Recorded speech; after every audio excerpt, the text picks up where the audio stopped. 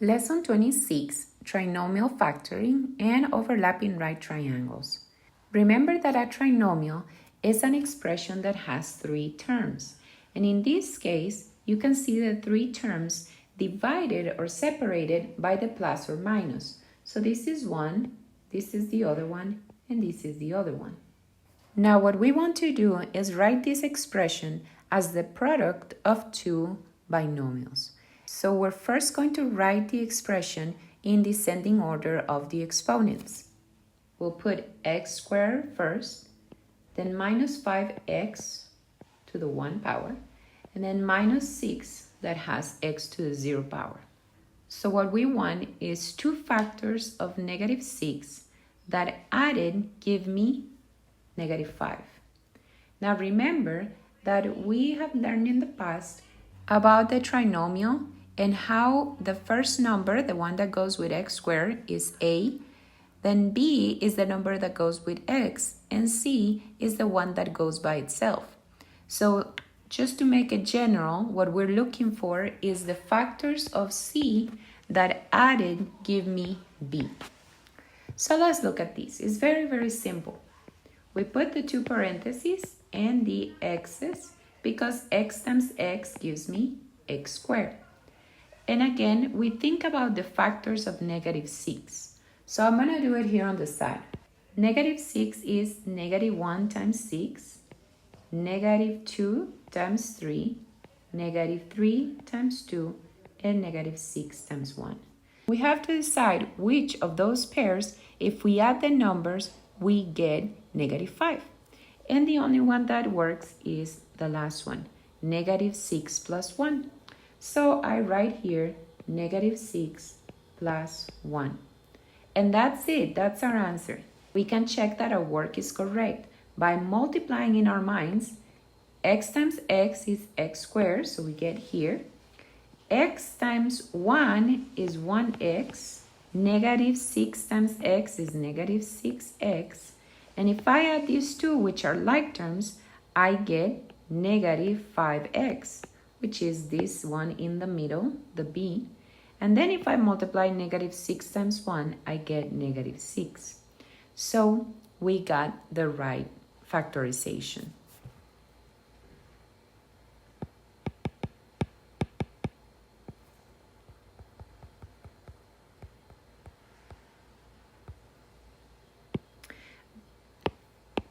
But if we want to check our answer even faster, all we have to do is multiply negative 6 times 1 in our minds, and that gives us negative 6, which is this one. And then we have to add negative 6 plus 1, and we get negative 5, which is this one. So we got it correct.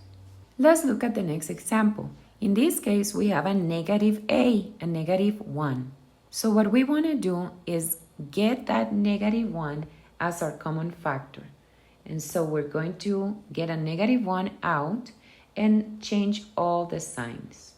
We make sure that the expression is written in descending order of the exponents.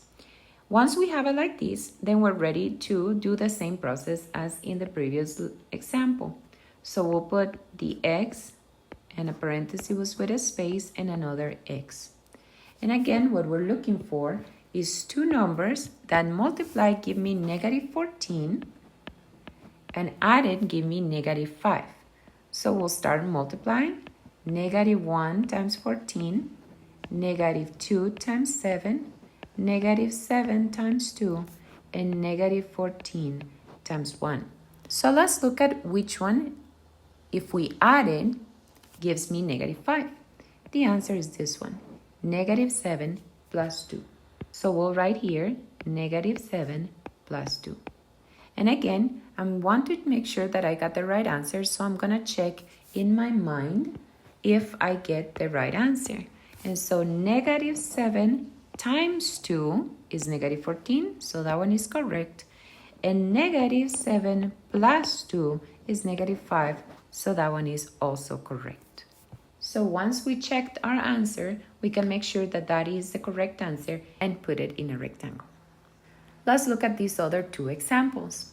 Again, the first thing we're going to do is rewrite it in descending order looking at the exponents. So the first thing is negative 3x squared, then plus 6x plus 24. Notice that we're not changing any signs because we're just reordering, rewriting the same thing. We're not passing from one side to an equation to another one. This is not even an equation, it's just an expression. So we're just reorganizing the same terms. Now we want to do the greatest common factor. So we'll divide by negative 3 because we want a positive a. And when we divide 6 divided by negative 3 is negative 2x. And 24 divided by negative 3 is negative 8. Now we're ready to put the two parentheses with the x. And now we're going to look for the factors of negative 8. And again, the pairs are negative 1 and 8, negative 2 and 4. 3 is not a factor, so then we go with negative 4 and 2. And since we already got to this point where these two are the same but backwards, we know that there are not any other factors except negative 8 and 1. And so we have to again choose which one. If we add, we get negative 2. And the answer is negative 4 and 2. So we write that as our answer. And now I'm going to check in my head. Negative 4 times 2 is negative 8, so that's correct. And negative 4 plus 2 is negative 2, so that is correct. And that is our answer. In this next example, I do the same and I write these numbers in descending order of the exponents. Once I do that, I look for the GCF, the greatest common factor. In this case, is negative 2, and then for the x's is x squared. So when I divide, I get x squared minus 6x minus 16.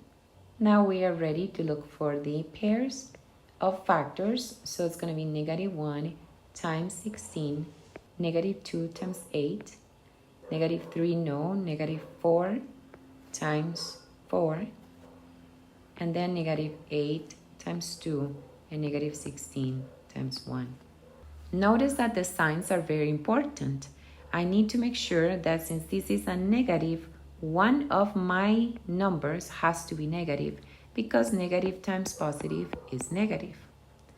But if the number is positive, then both of them have to be positive or both of them have to be negative because positive times positive or negative times negative gives me positive. So we have to be careful with the signs. So in this case, the number that gives me negative 6 is negative 8 and 2. So that would be our answer. I'm going to check in my mind, negative 8 times 2 is negative 16, and negative 8 plus 2 is negative 6. So the answer is correct. Very, very simple. Make sure you do these several times, and once you become very familiar to these exercises, it's going to be one of your favorites. In the second section of this lesson, we have overlapping right triangles. We already learned how to do overlapping triangles before, but now we're going to learn how to do it if they are right triangles. And actually, it's exactly the same. The only difference is that they're only going to show us one of the angles, which is the 90-degree angle. And remember, to be sure that two triangles are similar, we need at least two angles that are the same. So let's see if we can decide on any other angle that they are the same.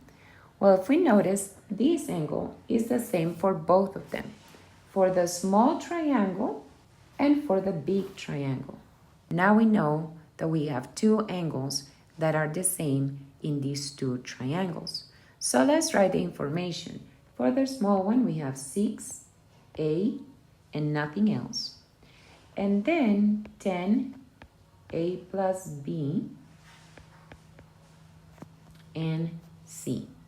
Now this example is missing a number here, so let's add an 8 there so that we can put our 8 here also. So the first one we're going to find is a, and we have 6 squared plus 8 squared equals a squared. So we have 36 plus 64 equals a squared. and that is 100 equals a squared. So we get the square root of that, and a equals 10. Once we have a, then we can write here 10 plus b, because we already found a. Now we're going to use proportions to find c in the big triangle. So what we do is that we compare proportional sides.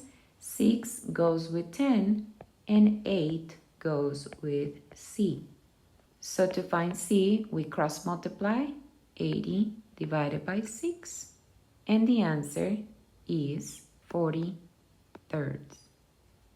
Now we have to find b, and to find b we also use proportions. So we're going to compare 6 with 10, and 10, which is a, over 10 plus b.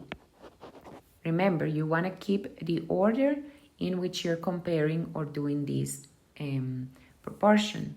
So now we're going to cross multiply, and we get 6 times 10 plus b equals 10 times 10, which is 100.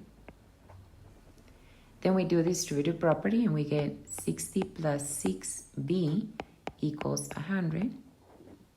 And so we get 6b equals 100 minus 60, which is 40.